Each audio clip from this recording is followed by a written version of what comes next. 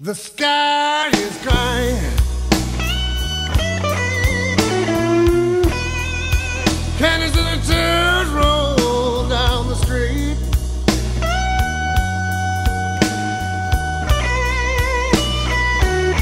The sky is crying. Don't you guys love boxing?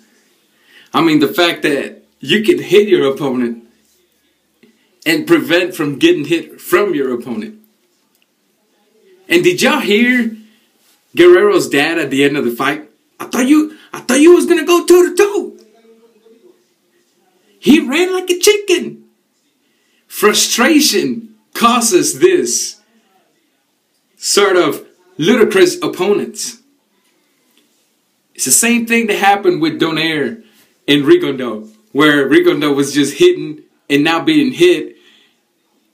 And the fans couldn't figure out why Nonito wasn't fighting the way that he usually fights. Yet they don't realize that it was Rigondeaux's quality all alone dictating the fight. Tonight, Floyd dictated the fight even more. Right? I didn't give Guerrero one single round, not even the 12. Floyd ran the first minute, 10 seconds of the round, and then started picking his shots once again. In the last 10 seconds, landed some good shots. I told y'all on my prediction on my other channel that I closed already. Well, that I'm closing. I haven't closed it yet.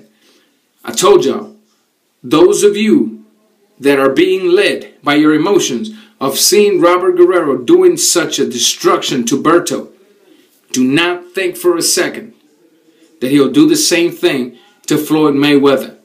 Just because Berto tried to fight like Floyd doesn't mean he's Floyd. That's what happens to Chinese replicas of a fighter, such as Berto. As it will happen to Broner once he faces a good opponent. They will get outclassed because they're not fighting their own style. But nevertheless, let's get back to this.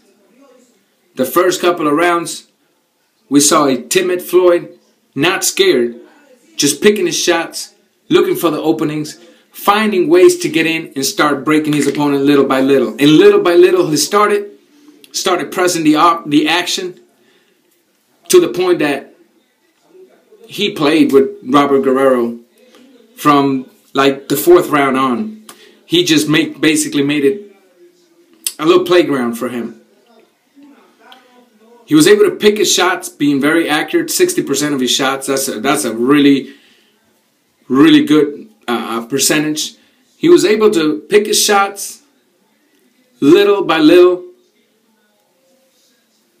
moving out of the way. I always stress that on my videos. Hit and get out. Moving out of the way, not allowing your opponent to be hit. To hit you back. And frustrating your opponent because he's not being able to hit you back. Because every time he's going to hit you, you're not there. They're hitting air.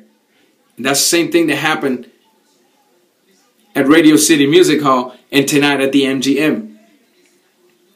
The opponents were frustrated because they couldn't hit. There was too much boxing skills in front of them. That's what happened, fans. This ain't called running. This is called boxing. And all of you that criticize these technical fighters, oh, he runs like a chicken. If you was in their position and possessed the set of skills they possessed, you would be running like a chicken. Because you would do whatever it takes to win the fight. What's next for Floyd Mayweather? He would spit Canelo's face. Tonight he proved it all along. Canelo doesn't apply as much pressure as Guerrero. Canelo is somewhat a little better of a technical fighter than he was before Austin Trout. Yet the only improvement we've seen on Canelo was a lot of upper body movements. Right? But again, Trout made the mistakes of landing combinations and staying in the pocket to allow himself from being counterpunched.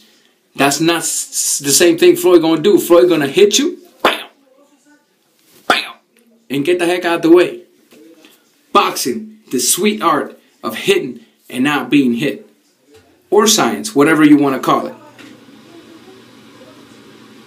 That's what happens when you possess beautiful skills. When you frustrate your opponent. When you frustrate your opponent's corner. When you frustrate your opponent's fans that will lead them to say you was running like a chicken. Mayweather did run. So did Rigondeaux. They ran their fist into their opponent's face.